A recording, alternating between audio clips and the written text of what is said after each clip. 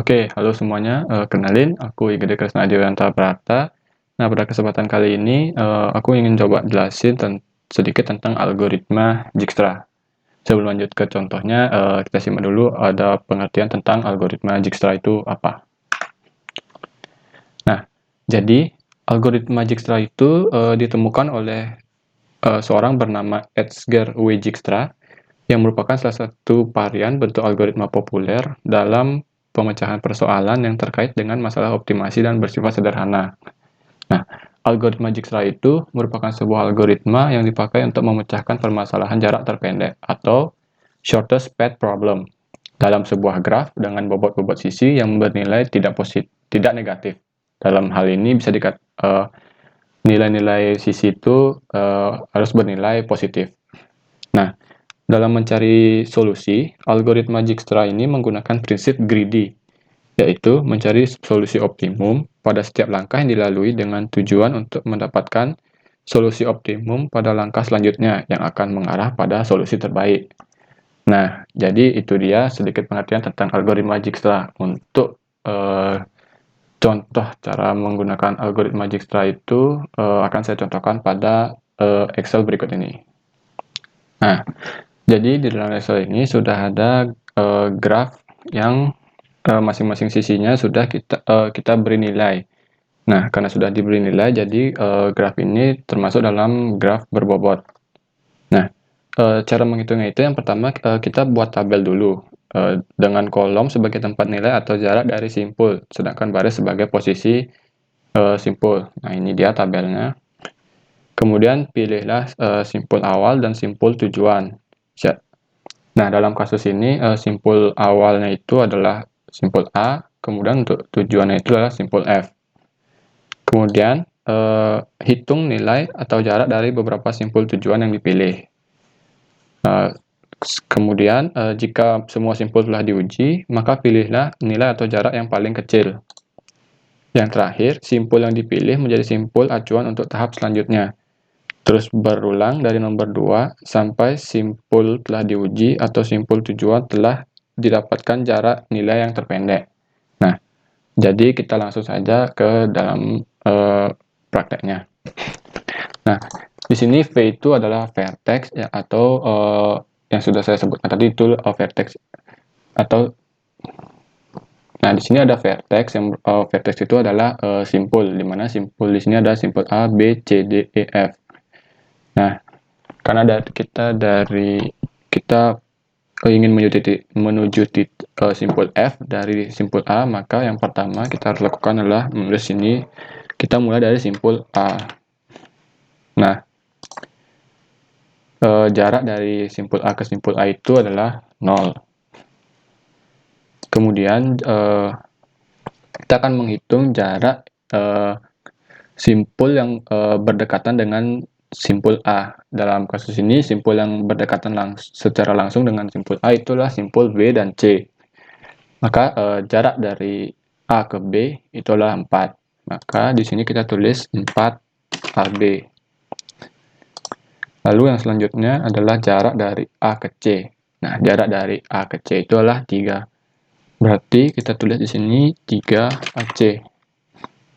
Nah, karena dari simpul A ke simpul D itu tidak bisa berhubungan secara langsung, begitu juga ke simpul E dan F, maka di sini kita berikan simbol tak hingga atau infinity. Nah, kemudian kita akan bandingkan titik B dan titik C untuk mencari nilai yang terkecil. Nah, di sini yang nilai terkecil itu adalah nilai yang dilalui titik C dengan panjangnya itu 3. Maka nilai dari titik C ini kita turunkan ke bawah, 3AC. Kemudian, karena dari titik C merupakan titik yang terkecil yang sebelumnya kita bandingkan dengan titik B, maka dari titik selanjutnya kita start, yaitu adalah titik C.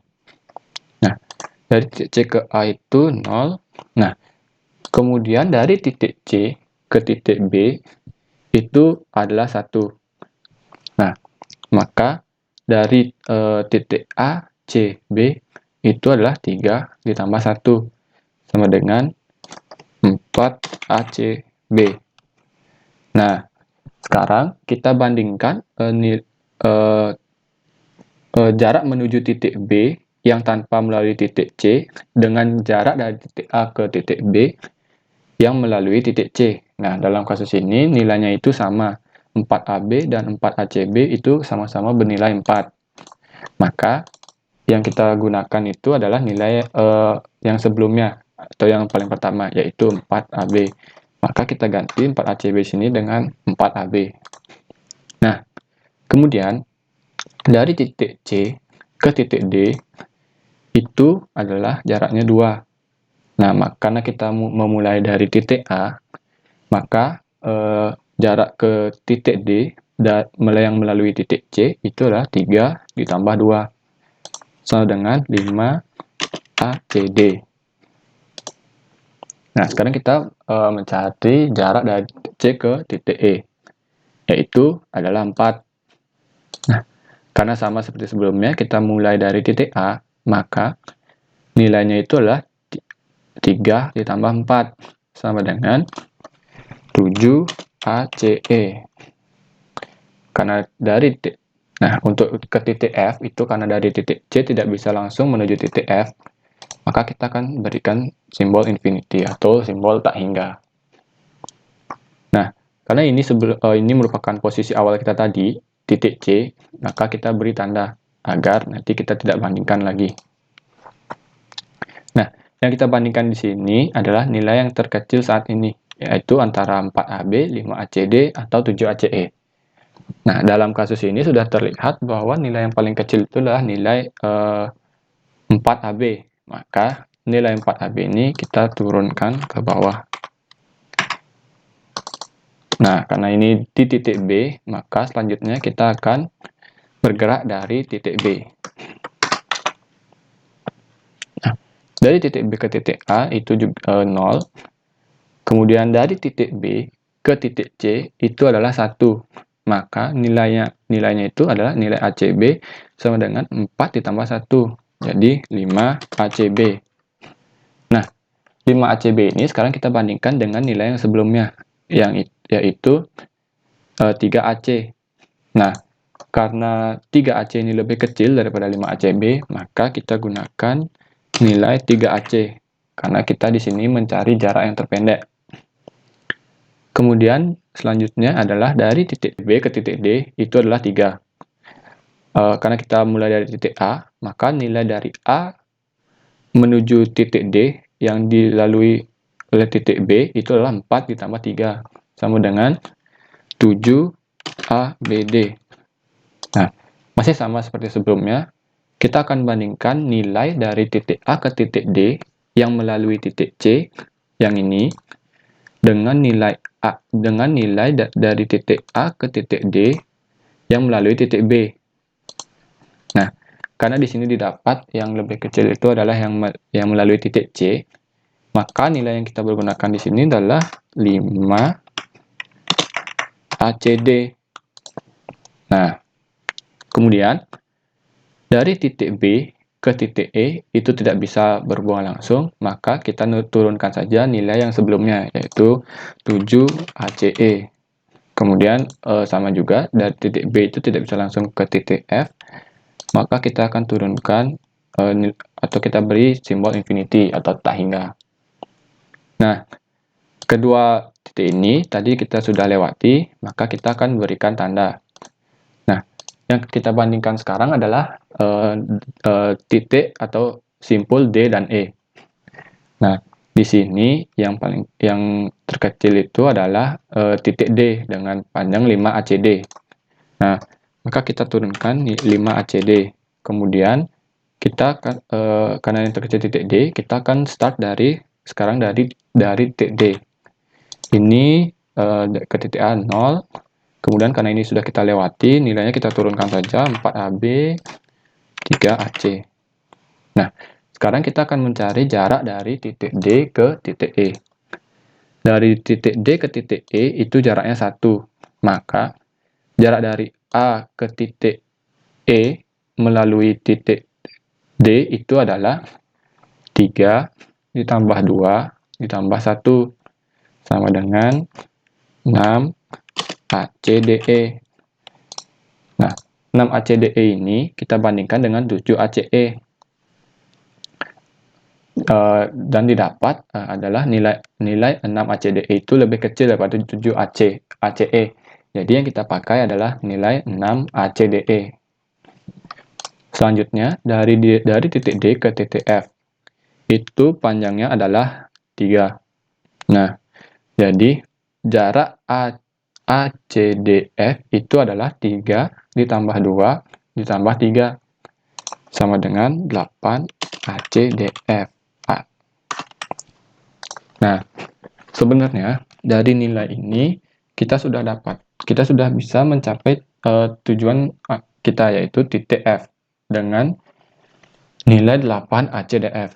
Namun karena di sini masih ada nilai yang bisa kita bandingkan, yaitu 6 ACDE, maka bisa jadi masih ada kemungkinan untuk mendapatkan jarak terpendek melalui titik ACDE ini. Jadi ini untuk yang sudah kita lewati sebelumnya, ini kita tandai 5 bit ACD. Nah, jadi kita akan turunkan titik E ini. Kemudian ini untuk titik yang sudah kita lewati, kita turunkan saja.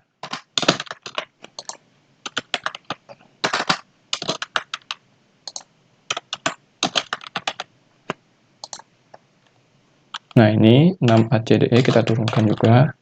Nah, kemudian dari titik E itu hanya bisa ke titik F, karena kita tidak akan mungkin balik lagi ke titik sebelumnya, itu titik D ataupun titik C.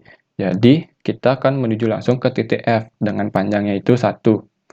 Nah, jadi dengan lintasan sebelumnya yaitu ACDE, sekarang kita menuju F, berarti 6 ACDE ditambah 1 sama dengan 7 ACDEF. Nah, 7 ACDEF ini kita bandingkan dengan 8 ACDF. Maka yang terkecil itu adalah 7 ACDEF. Jadi, yang kita gunakan itu adalah 7 ACDEF. Nah, dengan ini kita dapatkan nilai yang lebih kecil dari 8 ACDF, yaitu 7 ACDEF, yang dimana sudah semuanya kita uji dan berhasil kita dapatkan jarak yang terpendek itu adalah dengan melalui titik A, C, D, E, dan F, yaitu sebanyak 7 panjangnya. Jadi, untuk jalur terpendek pada kasus graf ini adalah melalui titik A, dari titik A, lalu melalui titik C, kemudian ke titik D, kemudian ke titik E, dan terakhir sampai ke tujuan kita, yaitu berada di titik F dengan panjang sebanyak 7. Nah, jadi jawaban dari kasus kita pada kali ini, pada graf ini, yaitu jalur terpendeknya adalah A, C, D, E, F dengan panjang 7. Oke, mungkin sekian penjelasan contoh dari algoritma Dijkstra dari saya. Mohon maaf apabila ada kesalahan atau kekurangan selama saya menjelaskan tentang algoritma ini. Terima kasih.